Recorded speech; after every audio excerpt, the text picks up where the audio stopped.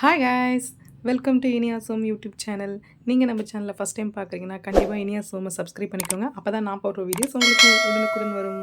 வாங்க வீடியோக்குள்ளே போகலாம்.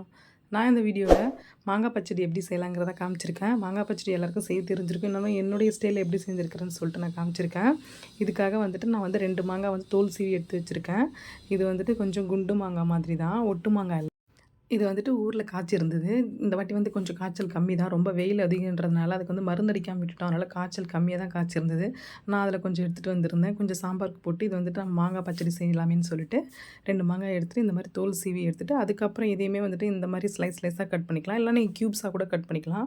இல்லை நம்ம அந்த கிரேட்டர் வச்சு துருவி கூட எடுத்துக்கலாம். எப்படி எடுத்தாலுமே வந்துட்டு வாங்க இப்போ டேஸ்ட் எப்படி செய்யறோம் பார்க்கலாம்.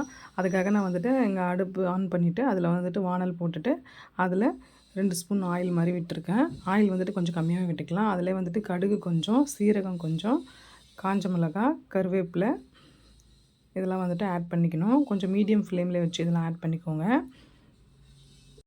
நம்ம ஆட் பண்ண எல்லாமே வந்துட்டு ஒரு அளவுக்கு பொரிஞ்சால் போதும். ரொம்ப வந்துட்டு அது தீஞ்சிர விட்டுறக்கூடாது. இது கூடவே நான் வந்து ஒரு பச்சை மிளகாவும் ஆட் பண்ணிக்கிறேன். இதுவுமே வந்து கொஞ்சம் டேஸ்ட் நல்லாயிருக்கும்.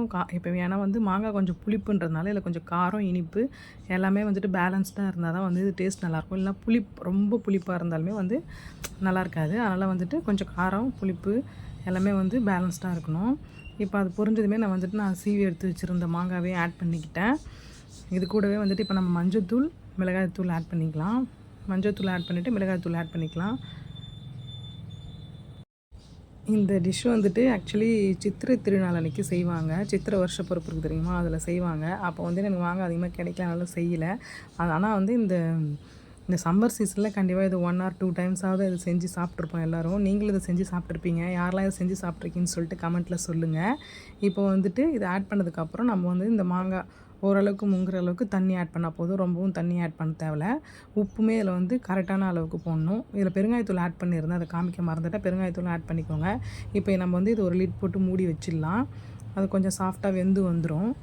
அதுக்கப்புறம் வந்துட்டு நம்ம இதில் இந்த ஸ்டேஜில் வந்துட்டு நம்ம வந்துட்டு பொடிச்சு வச்சுருக்க வெல்லத்தை ஆட் பண்ணலாம். நீங்கள் வந்து பாகு மாதிரி காய்ச்சியும் ஆட் பண்ணலாம். ஏன்னா அதில் வந்துட்டு கல்லுலாம் இருக்கும், கல் மண் அது மாதிரி இருக்கும். நீங்கள் நல்லா வடிகட்டி ஆட் பண்ணலாம். என்னோடய வெல்லத்தில் வந்து அந்த மாதிரி இல்லை, நான் ஆல்ரெடி ட்ரை பண்ணியிருக்கேன். அதனால் நான் அப்படியே பொடிச்சு ஆட் பண்ணியிருக்கேன். இது வந்துட்டு சாப்பிட்றதுக்கு வந்துட்டு எல்லா வகையான டேஸ்ட்டும் இருக்க மாதிரி இருக்கும். இனிப்பு, புளிப்பு, துவர்ப்பு எல்லாமே கலந்துருக்கும். அதுதான் என்னுடைய ஸ்பெஷாலிட்டியே. சிம்பிள் அண்ட் ஈஸியான ஒரு டெசர்ட் மாதிரி இது நல்லாயிருக்கும். நீங்களும் இதை வீட்டில் செஞ்சு சாப்பிட்டு பாருங்கள்.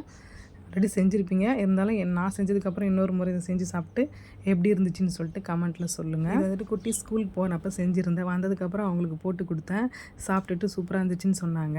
இவங்க சின்ன பிள்ளையில் சாப்பிட்ருக்காங்க, மறந்துட்டாங்க போல். இப்போ தான் ஃபஸ்ட் டைம் சாப்பிட்ற மாதிரியே நல்லா இருந்துச்சுன்னு சொன்னாங்க.